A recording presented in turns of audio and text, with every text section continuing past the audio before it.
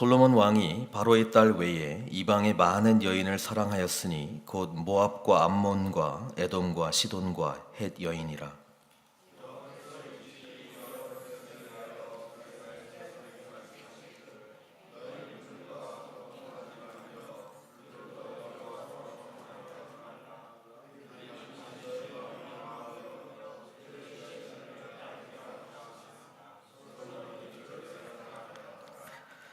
왕은 후궁이 700명이요 첩이 300명이라. 그의 여인들이 왕의 마음을 돌아서게 하였더라.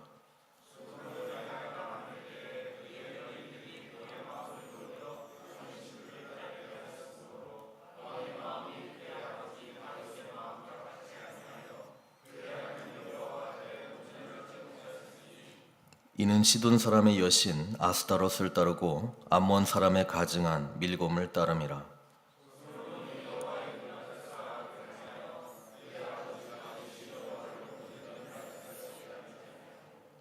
모압에 가증한 그모스를 위하여 예루살렘 앞 산에 산당을 지었고 또 암몬 자손에 가증한 몰록을 위하여 그와 같이 하였으며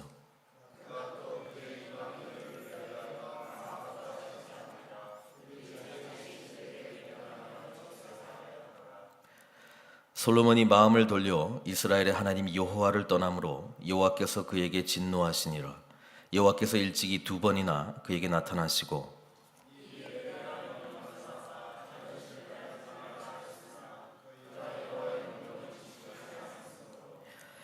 여호와께서 솔로몬에게 말씀하시되 내게 이러한 일이 있었고 또 내가 내 언약과 내가 내게 명령한 법도를 지키지 아니하였으니 내가 반드시 이 나라를 내게서 빼앗아 내 신하에게 주리라.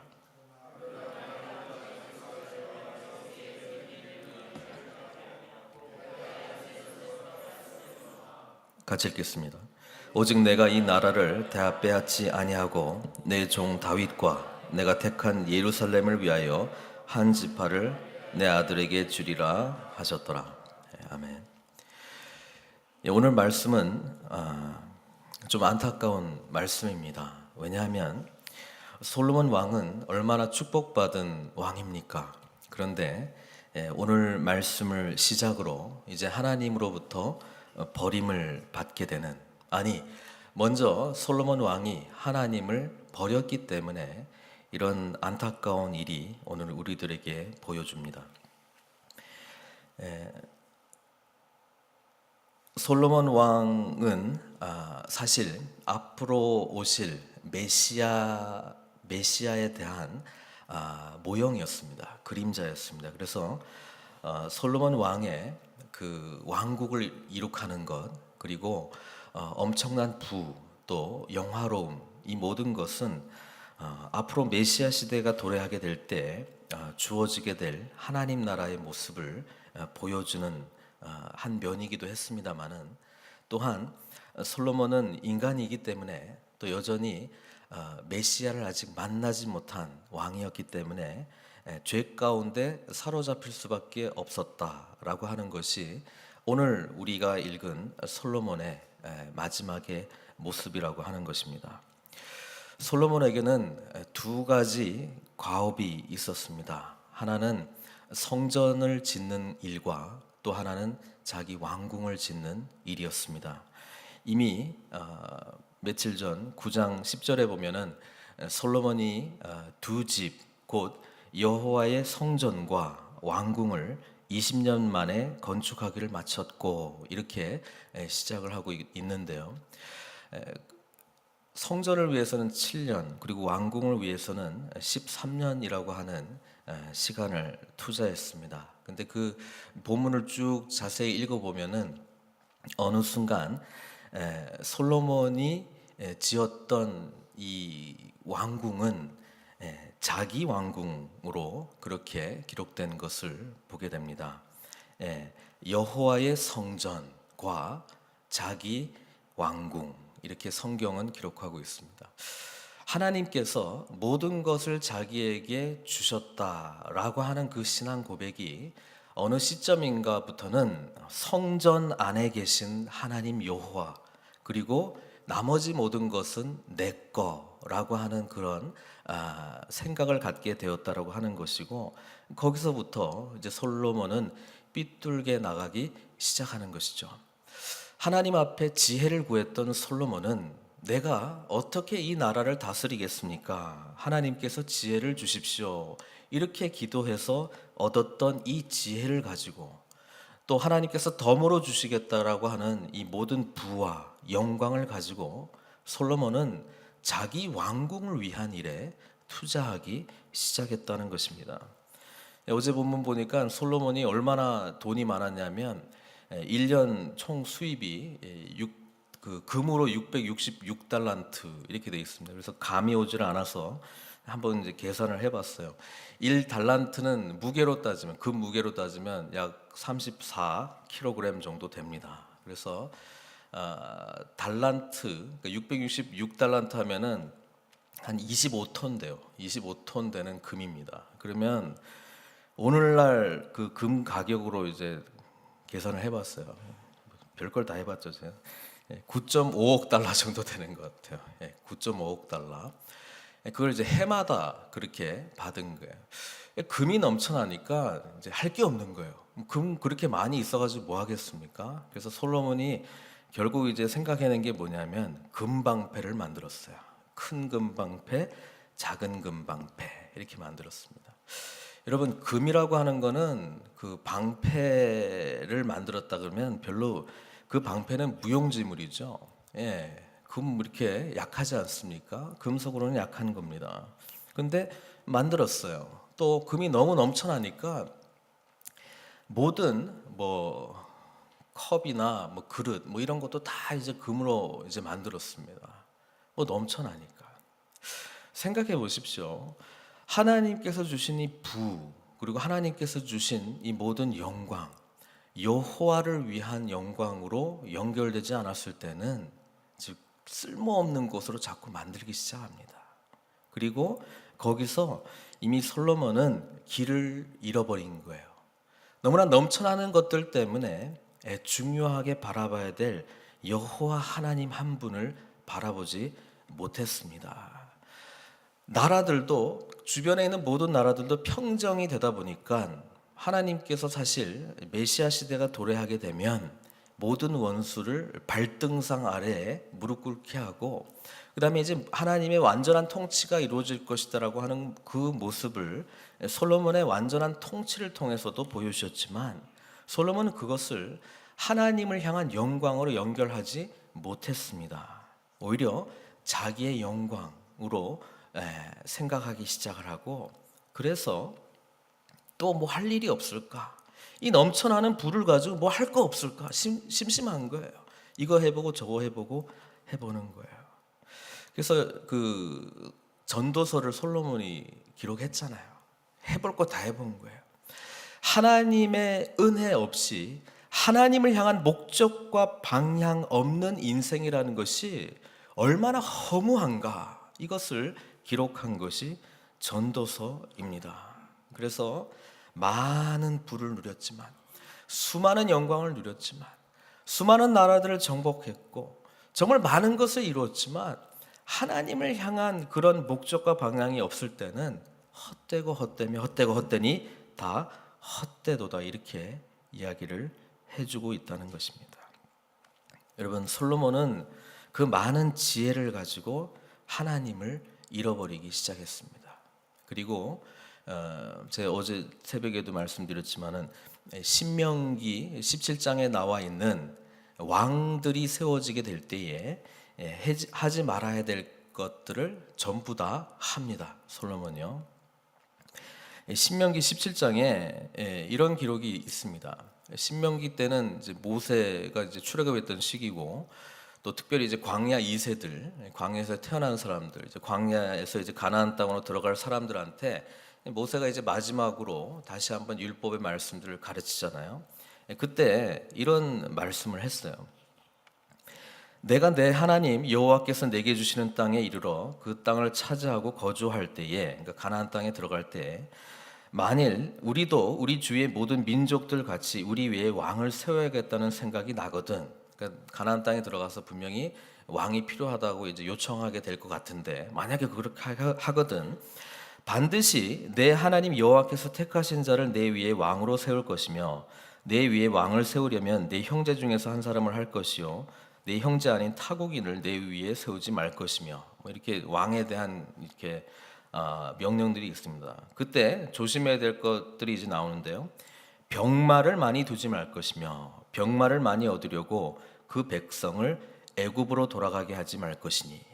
앞에 본문을 읽어보셨다면 솔로몬이 애굽에 있는 그 말들을 이렇게 수입합니다. 그렇죠? 말들도 하도 넘쳐나니까 이제 뭐 다른 데로 막 수출까지 해요. 다른 데로 막 수출까지 하고, 그리고 병마를 많이 두었습니다. 여호와께서 너에게 이르시기를 너희가 이후에는 그 길로 다시 돌아가지 말 것이라 하셨습니다. 여러분, 병마를 많이 둔다라고 하는 것은 다윗이 가지고 있었던 신앙을 저버리는 것입니다. 다윗은 어떤 신앙을 가지고 있었냐면은 우리를 위해서 싸우시는 분은 누구라고요? 여호와 하나님이라고 하는 그 신앙입니다. 근데 병마를 많이 두기 시작했을 때는 하나님을 의지하겠어요? 병마를 의지하겠어요? 병마를 의지할 가능성이 많죠. 두 번째 하지 말라는 것은 그에게 아내를 많이 두어 그의 마음이 미혹되게 하지 말 것이며, 이렇게 돼 있습니다. 다윗은 후궁이 10명인가 그렇게 돼 있었죠. 압살롬이 후궁 10명, 솔로몬은 후궁이 700명입니다. 그리고 첩이 300명입니다. 왜 두지 말라 그랬냐면은 여기 오늘 우리 본문에도 기록돼 있죠. 그들이 반드시 너희의 마음을 돌려 그들의 신들을 따르게 할 것이기 때문에 그렇다라고 하는 것입니다. 근데 오늘 우리가 읽었던 본문에서는 솔로몬이 그들을 사랑하였더라 이렇게 되어 있습니다. 후궁 700에 첩이 300이면 1000명이잖아요. 하룻밤에 한 명씩 이렇게 잔다 하더라도 3년 돼야 돌아오는 거예요, 한 번씩. 솔로몬 하나님께 마음을 두는 것을 잊어버렸습니다. 세 번째 하지 말아야 될 게 있는데요. 그건 뭐냐면 자기를 위하여 은금을 많이 쌓지 말 것이며, 이렇게 했습니다. 근데 뭐 1년 동안 666달란트, 그것도 세입금이 그렇다는 거고, 이제 뭐 저공으로 들어오고 뭐 이런 것 나머지 막 들어오는 것 치면 더 엄청나게 많은 것이죠. 솔로몬 때는 뭐 금도 금이지만 은은 쳐주지도 않았습니다. 그렇죠? 어제 보면 보니까 은은 돌 같았다. 너무 흔해가지고 뭐 그런 시기에 살고 있었습니다. 그리고 그는 하지 말아야 될 세 가지: 병마 많이 두지 말고, 은금 많이 쌓지 말고, 아내를 많이 두지 말고. 그거 하지 말고, 이건 뭘 해야 되냐면 그가 왕위에 오르거든 이 율법서의 등사본을 레위 사람 제사장 앞에서 책에 기록하여 평생에 자기 앞에 두고 읽어 그의 하나님 여호와 경외하기를 배우며 이 율법의 모든 말과 이 규례를 지켜 행할 것이라. 왕이 늘 해야 되는 것은 뭐냐 하면 이 율법책을 가까이 두고 평생에 그것을 그 앞에서 배우는 것이라고 하는 것이고요. 그 말씀대로 사는 것. 그 포커스를 잊기 하면 가지고 있는 모든 것을 잃어버리게 된다는 것입니다. 그래서 20절에 이렇게 돼 있어요. 신명기 17장 20절에 그리하면 그의 마음이 그의 형제 위에 교만하지 아니하고, 그렇죠, 이 명령에서 떠나 좌로나 우로나 치우치지 아니하리니 이스라엘 중에서 그와 그의 자손이 왕 위에 있는 날이 장구하리라. 솔로몬은 신명기에 기록되어 있는 모든 것을 하지 않았습니다. 그래서 오늘 보면 하나님께서 솔로몬을 버리게 됩니다.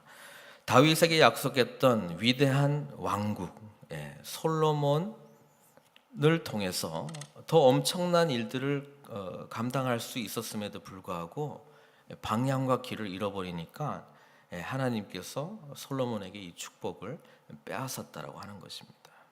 근데 오늘 본문은 아까 그 세 가지 신명기에서 금기했던 것 중에서 아내를 많이 두지 말라, 그 부분에 좀 초점을 맞추고 있습니다. 어제 본문에 연결하면 이제 세 가지 단데요. 솔로몬이 어떤 많은 여인들을 이제 불러왔지만요. 물론 이제 정치적인 정략 결혼도 있었을 것입니다만은 성경에는 솔로몬 왕이 바로의 딸 외에, 그렇죠, 아까 병마와 함께 백성을 애굽으로 돌아가지 말게 할 것이며 이렇게 되어 있는데 바로의 딸과 정략적인 결혼을 했습니다. 특별히 애굽 위쪽에, 그리고 이제 그 가나안 땅 아래쪽에 이 게셀이라고 하는 지역이 있거든요. 그 지역이 상당히 중요한 요충지였는데 바로가 그 땅을 솔로몬에게 그 결혼 지참금으로 줬단 말이죠. 그러니까 땅도 얻고 부인도 얻고 애국과의 전쟁도 이런 정략 결혼 때문에 하지 않고, 이거 다 지혜로운 결정입니다. 그러나 이 지혜로운 결정 가운데 뭐가 빠졌냐면 하나님을 향한 믿음, 하나님께서 우리를 지켜주신다라고 하는 것은 놔버리는 것이죠. 그렇죠. 모압과 암몬 자손, 솔로몬이 율법에 기록된 것을 전부 다 안 지키는 것 같아요. 모압과 암몬 여인, 또 오늘 나오는 에돔, 사실 하나님의 백성 가운데 원래 들어갔던 사람들 아닙니까? 모압과 암몬의 뿌리로 올라가면은 조상이 그 아브라함의 조카 롯이잖아요. 롯이 타락해가지고 자기 딸들 사이에서 낳은 자손들이죠. 이 모압과 암몬 자손, 롯도 하나님의 부름을 받고 시작은 좋았는데 뭐예요? 결말이 안 좋은 사람입니다. 중간에 가서 하나님을 믿는 믿음을 선택한 것이 아니라 소돔과 고모라가 있는 그 땅, 하나님의 동산같이 보여가지고 눈에 보이는 것이 좋다고 그것을 쫓아가다가 결국은 모압과 암몬 자손을 이제 낳게 됐는데요. 신명기 23장에 보면은 모압과 암몬 자손에 대해서 이런 기록이 있습니다. 뭐라고 기록되어 있냐면 암몬 사람과 모압 사람은 여호와의 총회에 들어오지 못하리니 그들에게 속한 자는 10대뿐 아니라 영원히 여호와의 총회에 들어오지 못하리라. 하나님께서 암몬 자손과 모압 자손을 완전히 끊어버렸습니다. 물론 은혜로 믿음으로 다시 들어오는 사람들이 있습니다. 모압 자손 중에서 대표적으로 롯이죠. 룻이죠. 룻은 모압 여인이긴 합니다만은 믿음으로 다시 들어오게 되는 예외는 있습니다만은 하나님께서는 모압과 암몬을 끊어버렸습니다. 그런데 솔로몬이 결혼을 해가지고 다시 연결합니다. 또 에돔, 야곱의 쌍둥이 형 아니었습니까? 그 뿌리가요. 그런데 하나님의 약속보다는 자기 육신의 것을 선택했던 사람입니다. 하나님의 장자권보다는, 하나님의 약속과 축복보다는 뭐예요? 팥죽이 더 땡기는 사람 아닙니까? 그러니까 전부 세상적인 것이 좋아서 쫓아갔던 사람들의 결말입니다. 시작은 좋았어요. 시작은 하나님의 은혜 가운데 있었고 축복도 그들 가운데 있었습니다만은 선택은 하나님을 선택하지 않았습니다. 시돈, 헷 모두 다 가나안 땅에 있는 사람들입니다. 하나님께서는 여호수아 시대 때부터 가나안 7족속은 다 멸하라 이렇게 명령했습니다마는 이스라엘 백성들이 남겨두었고 솔로몬 시대에는 남겨뒀을 뿐만 아니라 헷 족속의 여인과 결혼까지 맺는, 같이 가자는 거예요. 하나님의 성전도 있고 나의 왕궁도 있고 화려함도 있고 세상의 문화도 같이 안고 가겠다는 혼합신앙, 이것은 하나님께서 기뻐하시지 않았습니다. 모양새는 좋을 줄 모르겠습니다만은 근본적으로는 절대적인 하나님을 붙드는 믿음을 다 놔버렸기 때문에 그렇습니다. 오늘 우리는 이 본문을 통해서 인간이 추구하는 행복한 삶이라고 하는 것의 허무함을 보여주고 있습니다. 솔로몬은 사랑하려고 했습니다. 많은 여인들을 품으려고 했습니다. 세상의 모든 것들을 배우려고 했습니다. 타 문화에 있는 모든 것을 알고 포용하려고 했습니다. 그러다가 놓친 것이 있었는데 그것은 하나님과의 깊은 친밀한 인격적인 만남, 그리고 하나님과의 관계 속에서 주어진 자신의 사명, 그것을 잃어버렸다고 하는 사람입니다.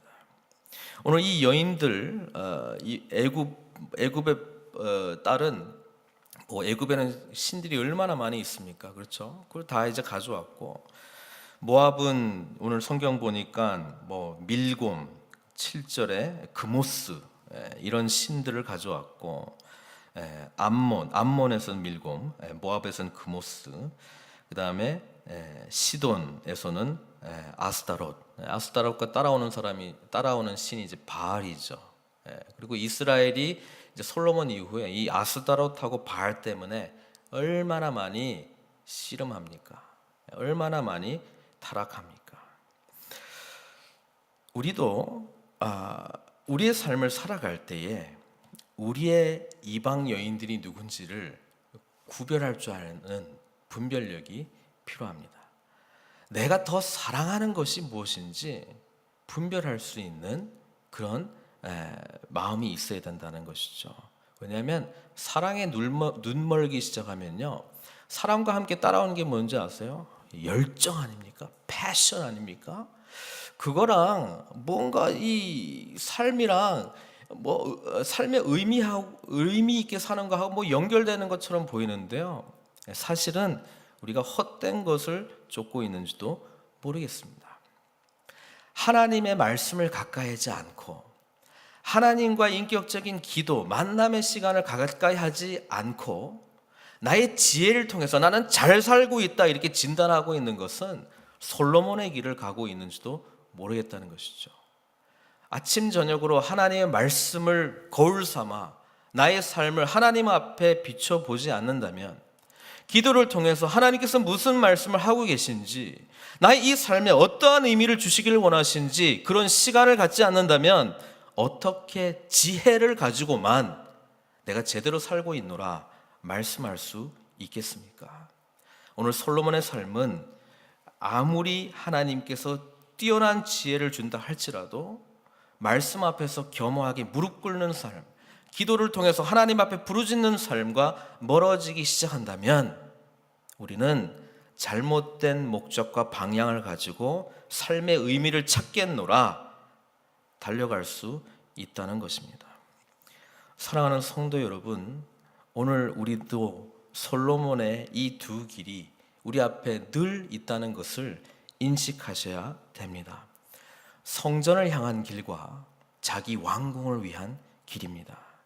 어떤 것이 진정한 축복으로 주어지는지는 성경이 누누이 말씀해주고 있습니다. 오늘 하나님께서 솔로몬에 대해서 평가를 할 때 너는 내 아비 다윗의 마음과 같지 아니하였다 이렇게 진단을 내립니다. 그리고 솔로몬 이후에 모든 왕들은 이 평가를 받게 됩니다. 다윗의 마음과 같지 않은 자, 다윗의 길을 가지 않는 자. 다윗이 완벽한 사람은 아니었습니다마는 다윗이 가지고 있었던 하나님을 향한 마음이 있었습니다. 영어로는 a man after God's heart 아니에요? 하나님의 마음이 어디 있는가? 내가 지금 잘 가고 있는가? 하나님의 마음이 어디 있는가? 실수했을 때도 하나님의 마음이 어디 있는가? 늘 그것을 추구했던 사람입니다. 그래서 하나님은 다윗을 사랑했습니다. 완전한 사람은 아니었습니다. 완벽한 사람은 아니었습니다만은 적어도 그 마음은 잘못했을 때는 진정으로 회개하고 하나님께 다시 마음을 돌리고자 하는 그런 하나님을 향한 마음이 있었다는 것이죠. 오늘 하나님께서는 우리들에게 이 마음을 찾기를 원하고 있습니다. 재미있는 것은 잠언도 우리 솔로몬이 기록을 한 건데요, 잠언 4장 23절에 솔로몬이 이렇게 기록을 했어요. 모든 지킬 만한 것 중에 더욱 내 마음을 지키라. 생명의 근원이 이에서 남이니라. 남들 보고는 이렇게 설교를 하는데 정작 자신은 그렇게 살지 못하는 솔로몬. 오늘 우리는 이 본문을 거울 삼아 우리의 마음을 늘 하나님 앞에 드리기를 소원하면서 나아가야 될 줄로 믿습니다. 하나님께 우리 마음이 집중될 때에 거기서 참다운 생명의 근원이 넘쳐 흐를 줄로 믿습니다. 그것이 우리를 지켜줍니다. 그것이 다른 모든 부귀 영화를 초월하는 행복감으로 우리에게 찾아온다는 것입니다. 성경은 반복해서 말씀합니다마는 하나님 안에 참된 만족이 있습니다. 바울이 고백했던 거잖아요. 없어도 넘쳐도 하나님께서 주시는 자족하는 마음, 하나님 한 분 때문에 가난할 때도 궁핍할 때도 찬양하고 기뻐할 수 있는 마음, 넘쳐날 때도 풍성히 채워주신 하나님 때문에 기뻐할 수 있는 마음, 그것은 하나님만이 주실 수 있는 마음입니다.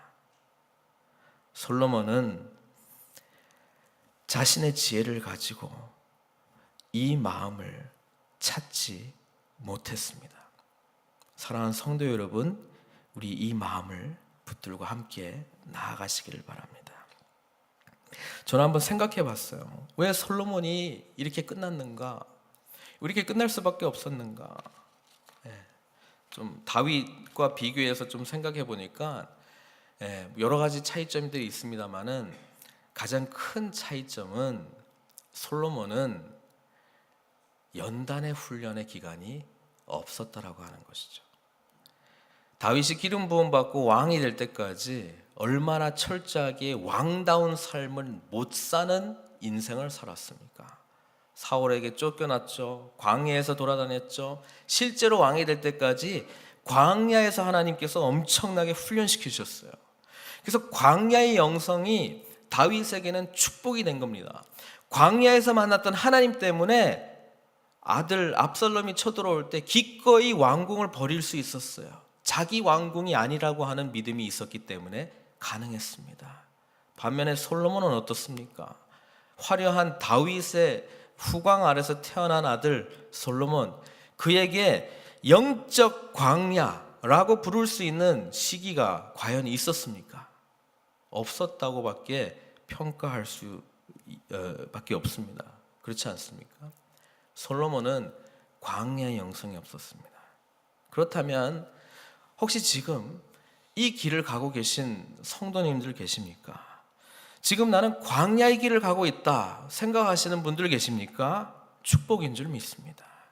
그 가운데 하나님을 더욱더 깊이 만나십시오. 그 가운데 우리를 엄청나게 사랑하시고 그 가운데 참된 만족을 주실 수 있는 그 하나님을 만나십시오. 하나님은 우리를 사랑하시기 때문에 그것을 허락해 주신 줄 믿고 그것을 기꺼이 포용하십시오. 그리고 그 하나님, 우리와 함께 하시는 하나님, 우리를 끝까지 인도하시는 하나님을 놓치지 마십시오. 사실 따지고 보면 이스라엘이 가장 축복받았을 때는 광야에 있을 때였습니다. 다윗이 가장 하나님 앞에 부르짖고 여호와 하나님 한 분만으로 만족할 수 있는 그 신앙의 고백이 했을 수 있었던 것은 광야의 영성 때문입니다. 여호와는 나의 목자시니 내게 부족함이 없으리로다.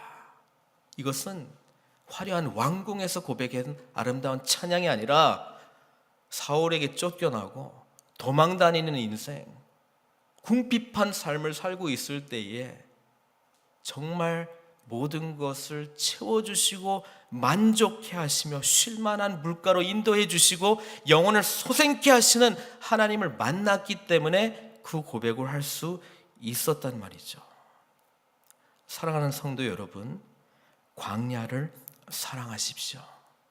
그리고 이 광야의 은혜를 결코 잊어버려서는 안 됩니다. 솔로몬은 그런 점에서 세상적으로 보면은 모든 것을 누렸던 사람이기도 합니다만은 영적 훈련에서 보면은 광야의 영성을 배우지 못했기 때문에 결국 인생의 마지막이 이런 모습으로 갔습니다. 우리 모두 삶에 아픔의 영역들이 있지 않습니까? 삶에 고난의 영역들이 있지 않습니까? 힘들어하는 부분들이 있지 않습니까? 하나님께서 우리들에게 주시는 축복이다. 이 눈을 가지고 그것을 기꺼이 수용하시고 그것을 통해서 더 크신 하나님, 모든 것 가운데 참된 하나님의 평강과 은혜를 주시고 만족을 주시는 하나님을 만나시는 저와 여러분들 되시기를 주님의 이름으로 축원드립니다. 함께 기도하시겠습니다.